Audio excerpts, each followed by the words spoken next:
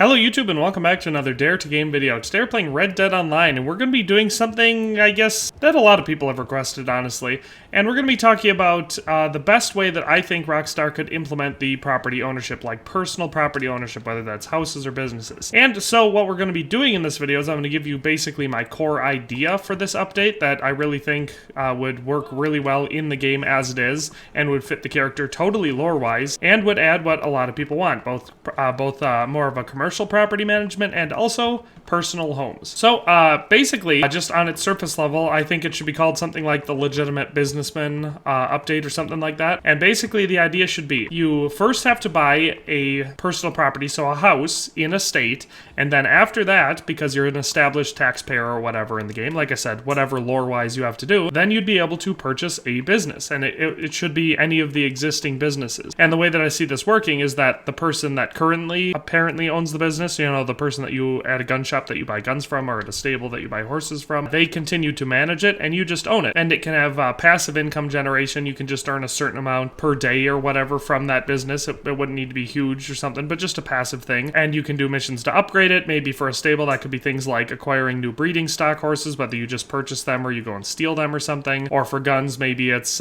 getting a new machine that makes it easier to machine your own parts or something so you can make the guns instead of just selling them. Or maybe just missions to get trade deals to get better deals on new firearms or something like that, you know? And in that way, it would have a fun mission structure that could be added in for the business ownership that would over time see you making more and more passive money generation.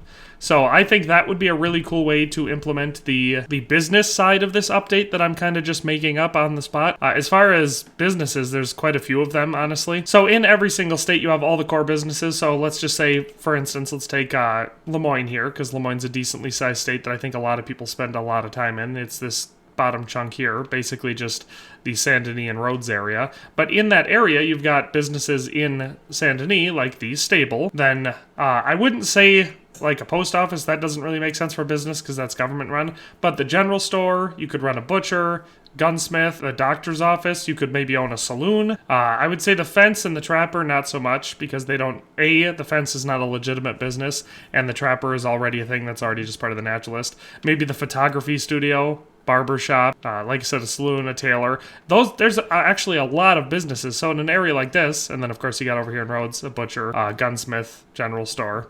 You know, there's several options, saloon, all over the place that would be very fun. And like I said, I think they would all work on that system where you just pay a certain amount of money, and obviously maybe some of them pay a lot more. So maybe one like the barber is very cheap, but just doesn't pay very much. Same for the photography studio. And like the stable and the gunsmith are probably the ones that would pay the best, but maybe they cost a lot more. So I think it's a cool system like that, like I said, you just purchase it. The person who's currently running it continues to run it.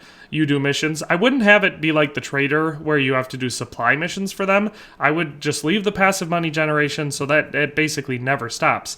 But you have to do missions to improve that value, or maybe like you have to do missions to stop a rival gun shop. So let's say you own the gun shop here in Rhodes, and you have to do a mission to sabotage the gun shop owner in Saint Denis, not like burn it down or something like that, but maybe move in on one of his suppliers and convince him to go to you instead so that his costs go up, so your profits go up because your costs go down in comparison.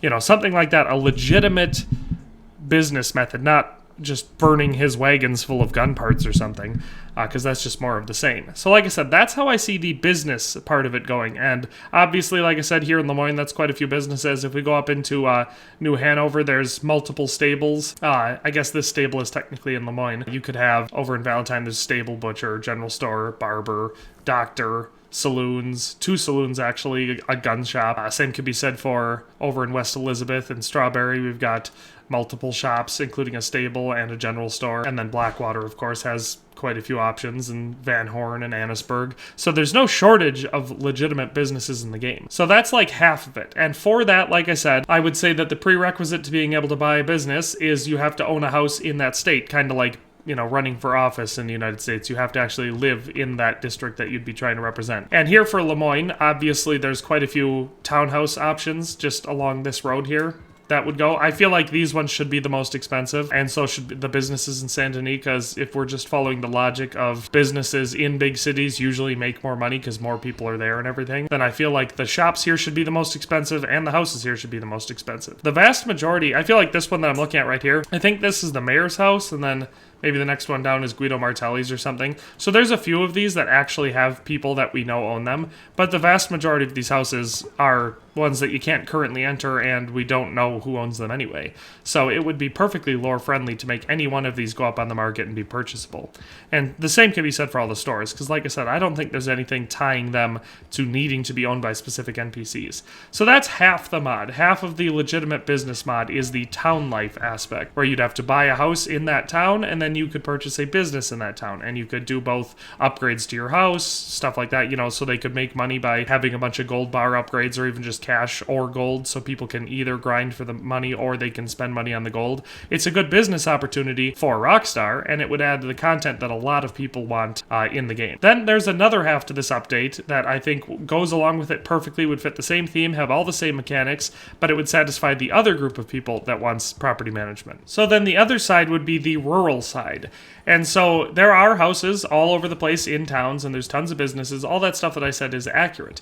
But what there's even more of is all of these ranches and farms scattered all over the map. And I'm here in New Hanover because that's where I spend the most time, and there's two examples real close to each other. So right here you can see that we have a pretty crop-heavy farm. Now mind you, this isn't a big farm. It's just a small farmhouse with a shed, a couple buildings, and then we've got one small field. So something like this, whether it's down in Lemoyne and maybe you're growing cotton or tobacco, or you're up here and you're growing corn or wheat or something like that, I feel like this is what a lot of people want. There are a lot of people out there, like this may surprise some people because I've seen people ask who wants to be a farmer.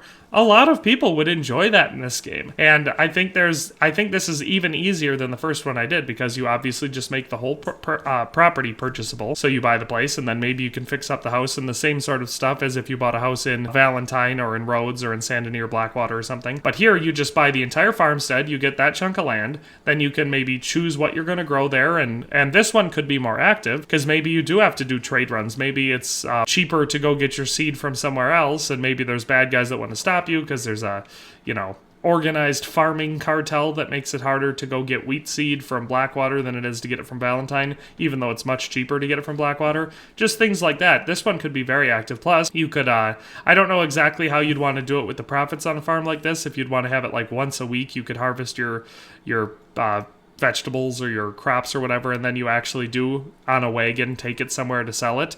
Probably either I would imagine just one of the big towns, either Saint Denis or Blackwater, because I don't think any of the rest of them have mills. I mean, Rhodes might have a mill, but you get what I'm saying. So if you take it kind of like the trader role, and then you make it so you do have to do supply runs. Maybe it's for manure or other types of fertilizer or seed or stuff like that you have to go on trade runs for, or supply runs, I should say. And then at the end of the week or the end of a couple days, however long they want to make it take, you can bring all of your crops into market, and maybe it's worth a lot, but maybe also there's a risk that someone else might steal all your wheat or something. So, they could make the reward much higher, but that way they're also making the risk much higher. So that's how I see, like I said, the farming side of it that I know a lot of people like, I think is even easier to implement than the other side that I already talked about, because it's all just one property. And again, maybe they could limit it so you can only buy one per state, or one total overall, or maybe one rural and one city property. So maybe you want to own a farm here in New Hanover, but you want to have a townhouse in Blackwater or Saint Denis. I feel like that should still be something that's totally achievable. And then right here in the same state, so we're still in New Hanover, we're not even very far from that last farm, we have another farm, but instead of being a crop operation, here we've got a cattle operation. So if you had this one as a purchasable place, it could give you the option of, hey, do you want to raise sheep? Do you want to raise pigs? Do you want to raise cows? Do you want to raise like Florida cracker cows and sell them as milk replacement cows? Or do you want to grow steers or bulls and sell them for meat or breeding stock or something? And then you could have, like you see, you've got a chicken coop. Maybe you just get some passive income for eggs. So maybe instead of having beef cattle that you have to bring to market at the end of a season where you might risk losing it, maybe you just have a slower, more constant milk production money that you gain from just having Florida cracker cows.